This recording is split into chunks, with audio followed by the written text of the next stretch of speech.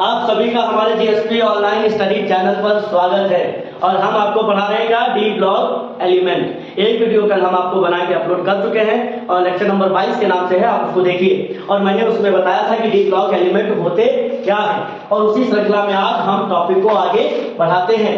बात समझिएगा, आपको हमने कल प्रॉपर्ली बताया था कि जो हमारी पीरियोडिक टेबल है ये क्या है, ये है हमारी क्या पीरियोडिक टेबल। इसको हम कहते हैं एस ब्लॉक। ये कौन से ब्लॉक होंगे? S block. यहाँ पर कौन सा ब्लॉक होता है बेटा? P block. फिर इसके बाद यहाँ पर जो ब्लॉक आता है इसको हम क्या कहते हैं? D block. D block elements.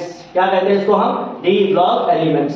तो बेटा एलिमेंट जो डी ब्लॉक एलिमेंट हैं वो पीरियोडिक टेबल में एस और पी ब्लॉक के बीच में रखे गए हैं। एस ब्लॉक और पी ब्लॉक के बीच में रखे गए हैं। अब मैंने बताया था कि यहाँ पर जो पहली सीरीज होती है इसमें एक, ये दो, ये चौथा पीरियड है। ये कौन सा? ये चौथा। ये कौन सा? पांचवा। उसके बाद कौन सा? छठा। और ये सातवां। तो बेटा यहाँ पर ये 1 2 3 4, ये चार जो दिखाई पड़ती हैं ये डी ब्लॉक की है। इसके हैं डी ब्लॉक की है। इसमें 10 पीरियड है। कितने? 10 पीरियड है। 1 2 3 4 ग्रुप है। ये सीधे कॉलम्स है, ये हमारे ग्रुप्स है, ये हमारी क्या है? पीरियड्स है। तो ये मैंने बताया था यहाँ पे कौन सा आएगा? Third B. और यहाँ पे लास्ट में कौन सा आता है? 12th। कौन सा आता है? 12th B.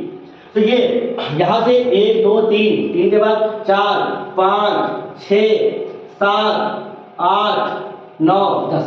तो कैसे बात समझे? ये कौन सा था? Scandium, titanium, vanadium, chromium, manganese, iron, cobalt, nickel, copper, zinc. ये पूरी जो दो है हमारी, ये क्या की है? डी ब्लॉक की है बेटा। अभी मैं इसको कहते हैं बेटा 3D सीरीज। ये वाली जो सीरीज कहलाती है क्या कहलाती है? 3D series. इसके बाद स्कैंडियम के बाद यहाँ पर जो था सचिन, युवराज, लक्ष्मण बैठे एसी में। तो ये कौन कौन से है? सचिन, इसका क्या? एस्टरबिट्रियम। ये कौन सा है? Lanthanum, actinium. फिर मैंने कल आपको सब रो में कौन कौन सा एलिमेंट कहाँ है आपको मैंने सीक्वेंस में फिल किया था। तो ये सब हमारा क्या है? D block element. अब एक क्वेश्चन पूछा जाता है बहुत फेमस, और फेमस क्या है? यूपी बोर्ड में पूछ ही लेते हैं कि D block element are called transition element. Why? Question क्या आएगा? क्वेश्चन लिख लीजिए सभी लोग अपनी कॉपी में कि D block element is called transition element. Hindi में इसको कहेंगे कि डी ब्लॉक के तत्व को संक्रमण तत्व क्यों कहा जाता है? क्या है? D block elements are called, क्या बेटा?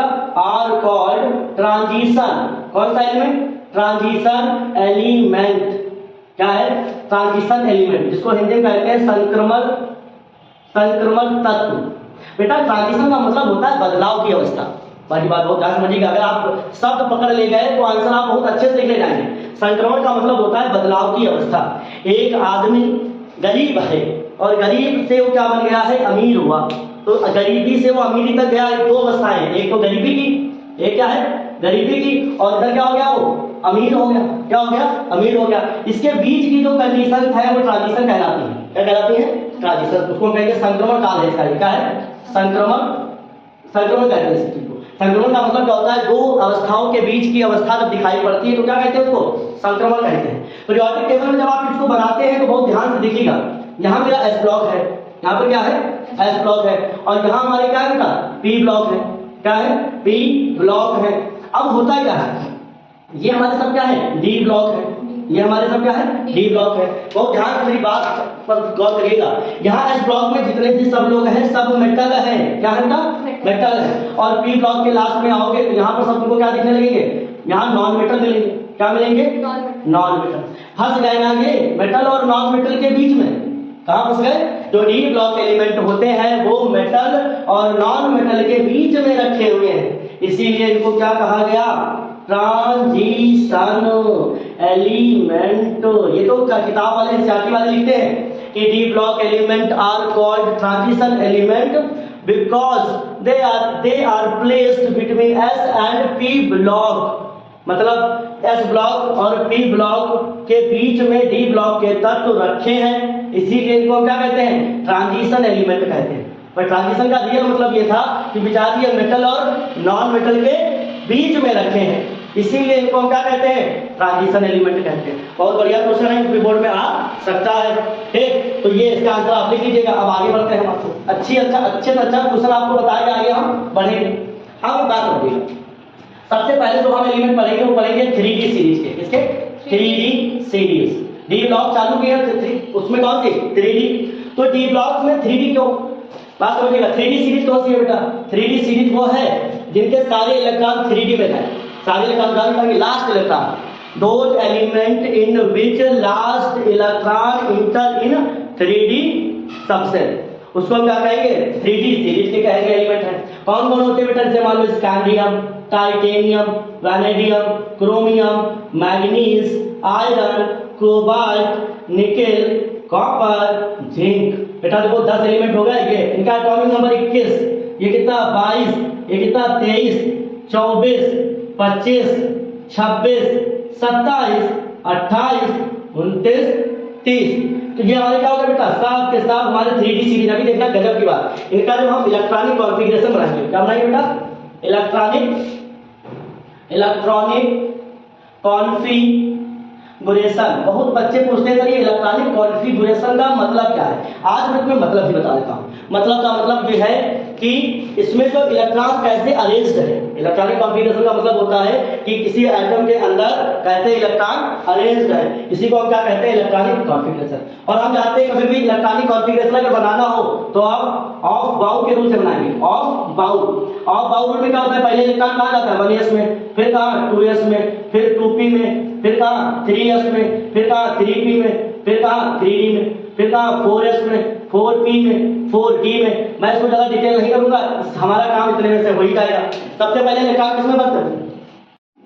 हाँ, तो बेटा अगर इनका हमें इलेक्ट्रॉनिक कॉन्फ़िगरेशन लिखना है तो हमें हाफ बाउ आना चाहिए, क्योंकि इसी से पहले इलेक्ट्रॉन किसमें इंटर करता है? 1s में, 1s के बाद 2s में, 2s के बाद 2p में, 2p के बाद 3s में, 3s के बाद इलेक्ट्रॉन बेटा 3p में, फिर 4s में, फिर 3d में। और हमको इलेक्ट्रॉन कहाँ भरने हैं? 3d में भरने। और हमेशा याद रखिएगा s में हमेशा कितने इलेक्ट्रॉन बनते हैं? 2, p में कितने? 6, d में कितने? 10, f में कितने? 14। ये तो फर्स्ट ईयर की सब बातें, आप इंटर में हैं थोड़ा फर्स्ट वाली जानकारी रखें, क्योंकि उससे ही तो आगे काम चलेगा तुम्हारा ना। तो बेटा देखो सबसे पहले इलेक्ट्रॉन बनाएंगे तो किसमें जा रहा है? 1s में। तो क्या बनाएंगे? 1s2। और उसके बाद कितना? उसके बाद इलेक्ट्रॉन कहाँ गया? 1s के बाद इलेक्ट्रॉन गया है 2s में, तो क्या आएगा? 2s2। 2s के बाद इलेक्ट्रॉन कहाँ जा रहा है? 2p में, 2p पे कितना? 6। 2p के बाद इलेक्ट्रॉन कहाँ जा रहा है? 3s, 3s2। 3s2 के बाद इलेक्ट्रॉन कहाँ जा रहा है? 3p, 3p क्या? 6। 3p के बाद इलेक्ट्रॉन कहाँ गया है? 4s2। 4s2 के बाद इलेक्ट्रॉन कहाँ? 3d1। अब सर आप 3d1 तक ही क्यों कहे? तो बिनो यहाँ कितना नंबर है? 21 नंबर है, अर्थात इसमें इलेक्ट्रॉनों की संख्या भी कितनी है? 21 ही है। कितनी है? 21 ही है। जरा गिनते हैं, 2, 2, 4, 10, 12, 6, 18, 2, 20 और 20 से 21। तो ये हमारा क्या हो गया? इसका इलेक्ट्रॉनिक कॉन्फ़िगरेशन हो गया। अब हमको बार बार ये चीज उतारनी पड़ेगी, तो हम उससे बचने के लिए एक जुगाड़ ढूंढ के लाए। क्या जुगाड़ होता है देखना, यहाँ 10, 12, 6, 18 का जो इलेक्ट्रॉनिक कॉन्फ़िगरेशन है किसका होगा? 18 तक का जो इलेक्ट्रॉनिक कॉन्फ़िगरेशन होता है वो होता है बेटा आर्गन का। किसका होता है? आर्गन का। तो मैंने उसकी जगह पर क्या लगा दिया? आर्गन। और इसको क्या लिखेंगे? 4s2 3d। और बहुत ध्यान से बात समझिएगा, 21 से 22 पहुंचे हैं, एक इलेक्ट्रॉन बढ़ गया, तो यहां पर हम क्या कर देंगे?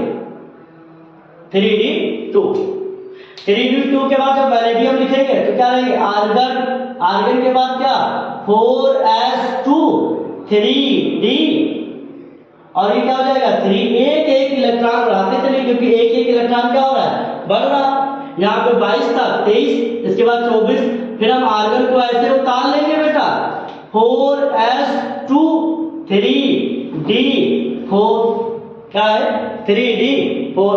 अभी बताएंगे बेटा ये एक्सेप्शनल केस है, इसका थोड़ा स्टार बना लो, इसमें थोड़ा बदलाव आ जाता है। फिर इसके बाद क्या है? ये क्या आएगा? आर्गन। आर्गन के बाद क्या? 4s2 3d5। भाई एक एक नंबर हम ऐसे बढ़ाते चले जाएंगे। आर्गन 4s2 3d6, इसका जब बनाएंगे आर्गन 4s2 3d7, इसका बनाएंगे आर्गन, इसका कितना 28 है 18, और ये कितना 2 20 और 20 8 28 से 3d8, एक एक इलेक्ट्रॉन आप बढ़ाते चले जाइए। 4s2 3d9, आर्गन 4s2 और 3d10। बट दिक्कत ये हो गई है इसमें कि क्रोमियम और कॉपर का इलेक्ट्रॉनिक कॉन्फ़िगरेशन बदल जाता है। बेटा इनको डबल बना दीजिए, ये एक्सेप्शनल है। क्या है बेटा, ये क्या है, एक्सेप्शन है, क्योंकि इसके अंदर की कहानी थोड़ी बदल गई है। क्या है, एक्सेप्शनल केस है। और याद रखना एग्जाम में एक्सेप्शनल ही पूछते हैं, लीक पे जो चल रहे हैं उनका सबका तो आसान है। अब एक्सेप्शनल क्या है, क्यों है, मैं उसको डिटेल से तुम्हें समझा के बताता हूँ। बहुत ध्यान से मेरी बात समझिएगा। क्या एक्सेप्शनल है कि इसमें क्या क्या बदलाव आ जाता है, कि क्रोमियम और कॉपर का इलेक्ट्रॉनिक कॉन्फ़िगरेशन कैसे लिखा जाएगा। देखना बेटा, जरा क्रोमियम को निकाल के बाहर लाए। क्रोमियम को जब निकाल के हम बाहर लाए तो क्रोमियम का इलेक्ट्रॉनिक कॉन्फ़िगरेशन 24 था, आर्गन 18, फिर क्या है 4s2, और 4s2 के बाद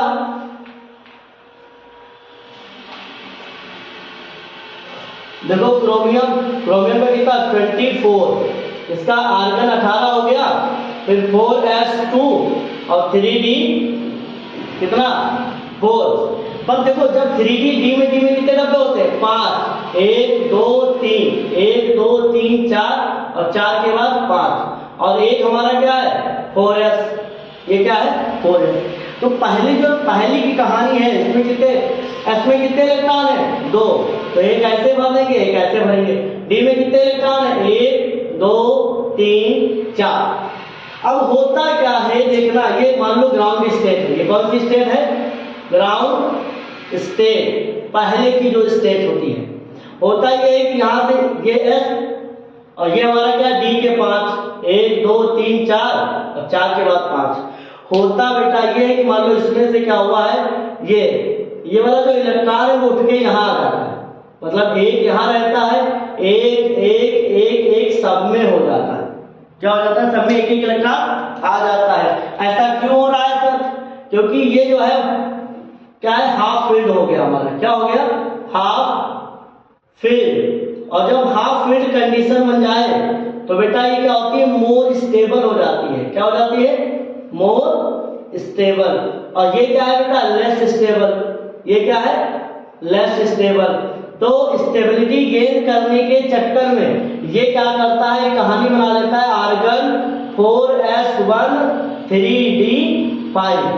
क्या कहानी बना लेता है 4s1 3d5, क्योंकि कारण क्या होता है, इससे ये वाली जो कंडीशन, इसमें एक डब्बा खाली रह गया था, और ये वाली जो कंडीशन इसमें सब डब्बे में एक इलेक्ट्रॉन है।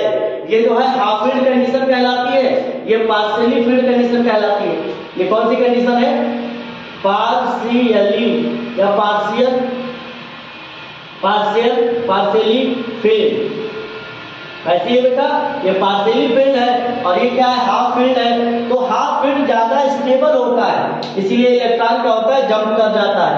ऐसे कॉपर में भी है, कॉपर का जब हम बनाते हैं Cu29, ये क्या है आर्गन कैसे बनाया 4s2 3d9। अब बच्चों ध्यान से देखना है, यहाँ जब मैं इसको बनाऊंगा तो हमारा इसमें क्या S में कितने इलेक्ट्रॉन है 2, और यहाँ कितने हैं 5 ब्लॉक्स हैं, 1 2 3 और 4 के बाद 5, 1 2 3 4 5 6 7 8 9 इलेक्ट्रॉन ऊपर भरे, 9 मैंने भर दिए। पर होता यह है कि इसका एक इलेक्ट्रॉन क्या होता है, जंप करके यहाँ इसको छोड़ के इसमें आ जाता है। इसमें आएगा तो यहाँ पर क्या रहेगा, एक सिंगल इलेक्ट्रॉन रह जाएगा, और यहाँ सबके सब क्या हो जाएंगे 1 2 3 4 5, सबके सब क्या हो जाएंगे बेटा, फील्ड हो जाएंगे, भर जाएंगे। ऐसे सबके सब क्या हो गए, भर गए। तो इस वजह से क्या होता है, ये फिर हम कहेंगे क्या है, पार्शियली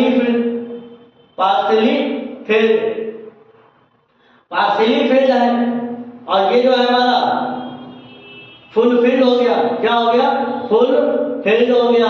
तो जो फुल फील्ड कंडीशन है वो ज़्यादा स्टेबल होती है। तो ये हमारा क्या हो गया, 3D सीरीज के जो एलिमेंट थे उनका इलेक्ट्रॉनिक कॉन्फ़िगरेशन। और याद रखिएगा इसका बदल के क्या हो जाता है, आर्गन रहेगा 4s1 3d10 हो जाता है। ये कहानी है, यहाँ नॉर्मल ही रहता है, बाकी सबके एकदम जैसे बने हैं आप वैसे ही बना लीजिए।